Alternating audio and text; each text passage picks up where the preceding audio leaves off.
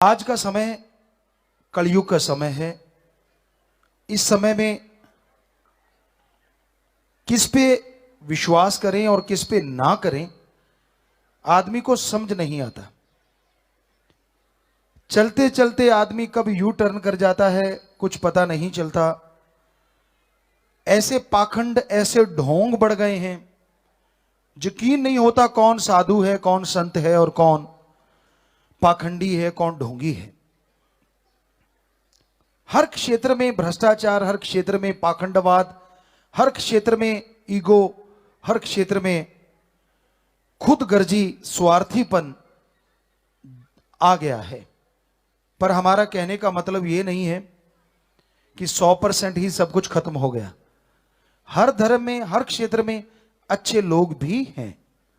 बीज नाश नहीं होता अच्छाई का, चाहे बुराई कितनी भी बड़ी हो जाए, बुराई कितना भी कूदे, लेकिन अच्छाई हमेशा जीतती है और जिंदा रहती है। तो इस भयानक दौर में, आज के समय में किस पे यकीन करें, किसको सच माने, सबसे पहले गुरु की बात करते हैं। पहले आपको यह बता दें, हमने हमारे हिंदू धर्म के पवित्र चारों वेद,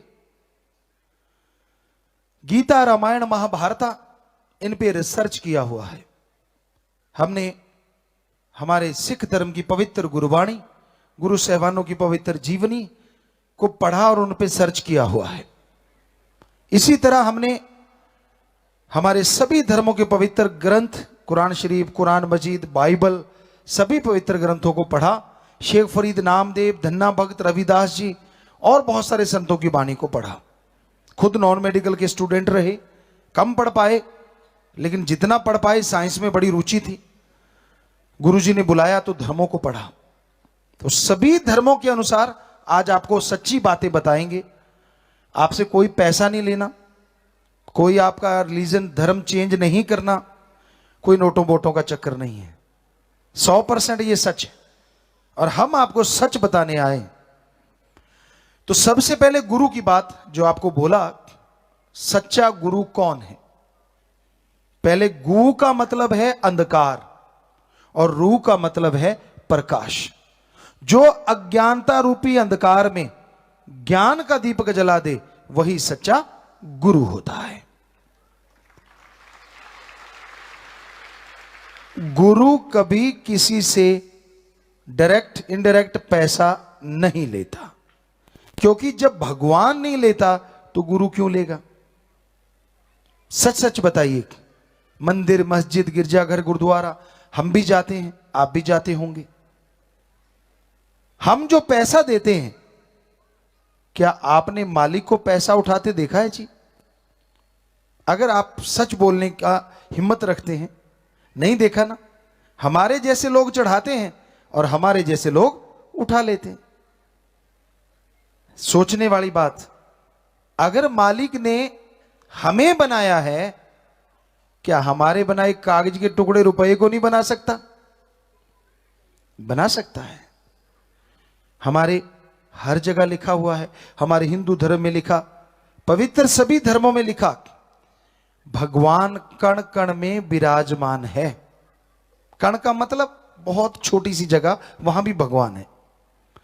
इस्लाम धर्म कहते हैं अल्लाह ताला जर्रे जर्रे में मौजूद है। सिख धर्म कहता है वाहिगुरु के बिना जगह नहीं है, भी कोई भी जगह ऐसी नहीं यहां वाहिगुरु ना हो। ईसाई धर्म कहता है गॉड इज एवरीवेयर, वो हर जगह है। तो अगर वो हर जगह है और उसको पैसे की जरूरत है, तो हमारे मैले कुचले नोट क्यों लेगा? वो नोट बनाने वाली मशीन के ऊपर ना बैठ जाएगा, वहीं से करारे करारे नोट लेता रहेगा। क्या भगवान को कोई रोक सकता है? क्योंकि वो तो वहां भी है, यहां मशीन है। और आजकल तो भगवान नए वाले लेगा, आपको पता ही है, उसका भी चक्कर पड़ा हुआ है। लोग पुराने चढ़ा रहे हैं, भगवान ने कौन सा आगे से कहना यार ये बंद हो गए। आदमी तो बोल देगा, हमने देखा है बहुत जगहों पे चढ़ा रहे हैं, दे तेरे की, दे तेरे की। यार ऐसे नहीं तो ऐसे भगवान को खुश कर लो। तो ये चीजें दिखने में आ रही हैं। तो जो आदमी भगवान को बुद्धू बना सकता है, या बनाने की कोशिश करता है। कितनी हैरानी है, जरा सोचिए। जिस भगवान ने अरबों लोगों को दिमाग दिया, उसी दिमाग से उस भगवान को बुद्धू बना रहा है जिसने हमें बनाया। उसको कोई बुद्धू नहीं बना सकता, वो हर किसी की जानता है। तो सच्ची बात यही है, जब भगवान नहीं लेता तो उसके संत क्यों लेंगे। संतों का काम लोगों को सिखाना, मेहनत की करके खाओ। हमारा हिंदू धर्म कहता है कड़ा परिश्रम करो कर्म योगी, ईश्वर का नाम जपो ज्ञान जोगी। गीता में, पवित्र गीता में यह संदेश है, और यही संदेश हमने हर धर्म में पढ़ा। सिख धर्म में हमारे आता है, गुरु सहबानों की पवित्र बात, दसा नौआ दी किरत करो और वाहिगुरु का नाम जपो। मतलब वही है, भाषा बदल रही है। इस्लाम धर्म कहता है हक हलाल की रोजी रोटी खाओ और अल्लाह की इबादत कलमा आता करो। ईसाई धर्म कहता है हार्ड वर्क करो और गॉड्स प्रेयर करो। तो भाषा बदल गई और कुछ नहीं बदला, मीनिंग सेम है। सच्चाई यही है, धर्म सारे एक ही बात कहते हैं और वो भी सच्ची। तो करके खाना चाहिए। हमारे हिंदू धर्म में संत ही नहीं, अवतार ही नहीं, राजा महाराजा थे, श्री राम श्री कृष्ण जी, लेकिन गुरुकुल में खेतीबाड़ी करना, पशुओं को चराना, खाना बनाना, बन बन से लकड़ी बींद के लाना, इसलिए उन्होंने कर्म योगी और ज्ञान योगी कहा। सिख गुरु सहबानों की बात करें, सभी ने करके कहा। श्री गुरु नानक देव जी ने आधुनिक खेती की नींव रखी, जो आज बढ़ चली है। पहले कोई जानता ही नहीं था खेतीबाड़ी के बारे में। दुकानदारी उन्होंने वो करके दिखाई जिसे हक हलाल कहते हैं। तो उन्होंने भी करके खाया। आगे से आगे गुरु सहबानों का जब जीवनी पढ़ते हैं तो रोंगटे खड़े होते हैं। उनकी परीक्षा ली गई, चबूतरे बनवाए गए, अकेले नहीं बनाए। तो ये अपने आप में दिल गुर्दे की बात, बहुत बड़ी बातें हैं। गाड़ी करते, जिम्मेदार के घर में पैदा हुए, 7 साल की खेती बाड़ी में लग गए थे। इंटीरियर एक्सटीरियर डिजाइनर हैं, गाड़ी मॉडिफाई करते हैं, बाइक मॉडिफाई करते हैं। मतलब हर अच्छा काम जो बहनें करती, भाई सारे हम काम कर लेते। खाना बना लीजिए, जो मर्जी काम हो हम अपने हाथों से करते हैं। दिन रात लगे रहते समाज को सुधारने के लिए। तो मतलब करके खाना। ये कपड़े पहनते अपने पैसे, गाड़ी लेते अपने पैसे। लोग कहते गुरुजी का गाड़ी बड़ी है, क्यों भाई तेरे से मांग के लिए? अपने पैसे से लिए चाहे जहाज ले लें, आपको दर्द क्यों हो रहा? कई लोग पूछते हैं, बड़ी हैरानी होती है। उनसे कोई नहीं पूछता जो पल में कर देते हैं। कोई नजदीक नहीं जाता, यार कहां से लाए हो? तो फकीरों के पीछे क्यों? कई लोगों ने कहा गुरुजी आप तो बड़ी गाड़ी पे चढ़ के, हमने कहा ऊंट पे आते तो 2 महीने में आप तक आते। नेचुरली हाथी पे चढ़ते तो भी पता नहीं कितना टाइम, पैदल आते तो पता नहीं साल लग जाता।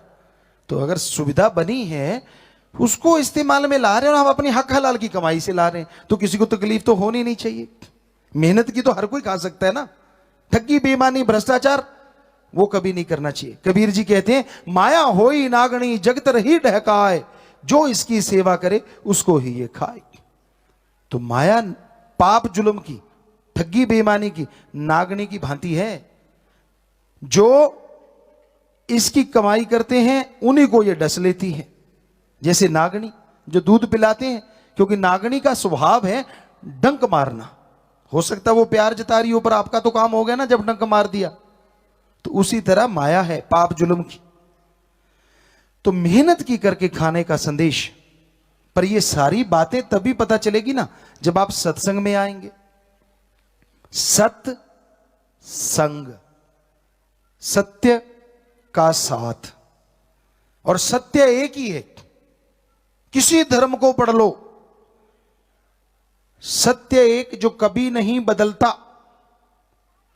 धरती बदल सकती है, हमारे वेदों में क्या लिखा, पवित्र वेदों में धरती बदलेगी, सूरज बदलेगा, चंद्रमा बदलेगी, सारे ग्रह बदलेंगे, सब में चेंजेज आएंगे, बदलाव आएगा।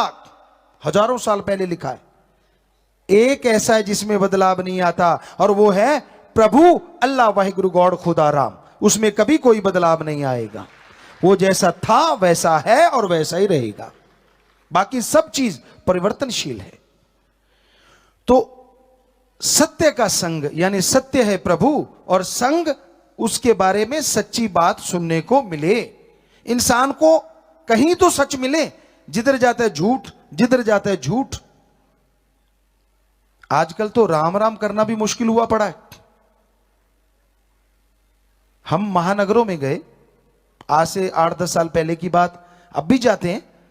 एक दुकान थी बड़ी और हमने उनको बोला राम राम। कहता क्या चाहिए? हमने कहा हम तो कुछ मांगा ही नहीं। कहते आपने राम राम क्यों की? अरे राम राम तो आदमी को चलते सामने मिलता है तो राम राम, सत श्री अकाल या सलामे एकम, अलग अलग धर्मों में हर कोई बोलता है, तो हमने राम राम बोल दिया। कहते अच्छा अच्छा, मैंने सोचा राम राम का मतलब है कुछ चाहिए। आजकल हाय बाय टाई ने ले ली राम राम की जगह। हाय में ना तो भगवान याद आता है, बाय में ना तो भगवान याद आता है। पहले लोग जब जाते थे एक दूसरे को मिलते थे, राम राम, कम से कम 1-2 बार तो राम राम बोला, चाहे अनजाने में ही बोला। एक दूसरे को मिले, सत श्री अकाल, भगवान ही सत्य है, परमात्मा का नाम तो लिया। लेकिन आज तो मिलते हैं और सुना हाय क्या हाल है। हाय से ऐसे लगता है जैसे दर्द हो रहा हो, हाय, पता नहीं क्यों। और जिनकी आप हाय बाय सोचते ना, फ्रैंक बन गए। हम यूरोप में गए, उन फ्रैंक के बच्चे नहीं, कुत्ते बिल्लियां ही उनके बच्चे हैं। क्या आप वैसे बच्चे पैदा करना चाहते हो, अपने पास रखना चाहते हो? बुरा हाल है उन लोगों का, हमने देखा, सभी का नहीं, लेकिन वहां कोई मैरिज नहीं टिकती ज्यादा देर। 50% मैरिज टूट चुकी है और 25% वैसे ही नहीं हो रही, वो कर ही नहीं रहे। और बच्चे को ये नहीं पता मेरे माँ बाप कौन है, आगे से आगे, आगे से आगे पता नहीं कौन है। क्या हमारी संस्कृति ऐसी है? हमारी संस्कृति तो इतनी जबरदस्त है जिसका मुकाबला दुनिया की कोई संस्कृति नहीं कर सकती। अरे जब हम छोटे होते हैं, जब हम छोटे से होते हैं, हमारी मां, अगर हम लोग पेशाब करते हैं, सर्दी का मौसम है, वहां से उठाती है, अपनी सूखी जगह पे हमें लिटाती है और हमारी गिल्ली जगह पे खुद लेट जाती है। कमाल है। पहले 9 महीने गर्भ में रखती है। आपको अगर आसान बात लगती है तो आप 3 किलो का बट्टा पेट पे बांध के 10 दिन सो के दिखाओ, क्या होगा? नहीं सो पाओगे। और आपकी मां ने, हमारी मां ने हमें 9 महीने पेट में रखा है और आप उनको गालियां देते हो। लानत ऐसे लोगों पे जो अपनी मां या अपने बाप को बुरा कहते हैं। ऐसा कभी नहीं होना चाहिए। सत्कार करो। अगर माता पिता गलत हैं या गलत रास्ते जा रहे हैं तो भी उनकी निंदा नहीं करनी चाहिए, क्योंकि आप भी तो खून उन्हीं का हो। अगर वो बुरे तो आप भले कहां से हो सकते हो? जरा सोचिए, किनारा कर लीजिए। अगर आपको लगता है कि उनका ट्रैक गलत जा रहा है तो आप किनारा कर लीजिए, अच्छा काम कीजिए। तो कहने का मतलब हमारी संस्कृति वो है। और जब मां बूढ़ी हो जाती है, बाप बूढ़ा हो जाता है, तो फिर कोई भागों वाला होता है जिसको ऋण चुकाने का मौका मिलता है कि उनका टट्टी पेशाब उठाना पड़ा। मालिक ऐसा करे ना। पर हमारी संस्कृति एक ऐसी है कि बचपन में मां अगर हमारी टट्टी पेशाब उठाती है और मालिक ना करे, अगर बुजुर्ग हो जाए, तो हम बच्चे लोग उनका टट्टी पेशाब उठा देते हैं और ऋण उतार देते हैं। ये हमारी संस्कृति है, हमारी सभ्यता है। विदेशों में लोग सुसाइड का सोचते हैं, इंजेक्शन लगवाते हैं कि मर जाएं, किसी के सहारे होने से पहले ही मर जाओ। तो है ना कमाल की संस्कृति हमारी? ऐसी कहीं नहीं, दुनिया में ढूंढ लो आप जाके। सो कहने का मतलब, सत्संग में जब आएंगे, ईश्वर के बारे में, इंसानियत के बारे में, सच के बारे में आपको पता चलेगा। अदरवाइज इस संसार में झूठ ही झूठ, फरेब ही फरेब। लेना बैंक सबके पास है, देना बैंक खत्म हो रहा है। ਧੰਨ ਧੰਨ ਸਤਿਗੁਰੂ ਤੇਰਾ ਹੀ ਆਸਰਾ। ਗੁਰੂ ਜੀ ਦੀ ਪਿਆਰੀ ਸੰਗਤ ਨੂੰ ਨਿਵੇਦਨ ਕੀਤਾ ਜਾਂਦਾ ਹੈ ਕਿ ਹਰ ਰੋਜ਼ ਸਤਸੰਗ ਸੁਣਨ ਦੇ ਲਈ ਸਾਡੇ ਚੈਨਲ ਡੇਰਾ ਸੱਚਾ ਸੌਦਾ ਨੂੰ ਸਬਸਕ੍ਰਾਈਬ ਕਰ ਲੈਣਾ ਜੀ।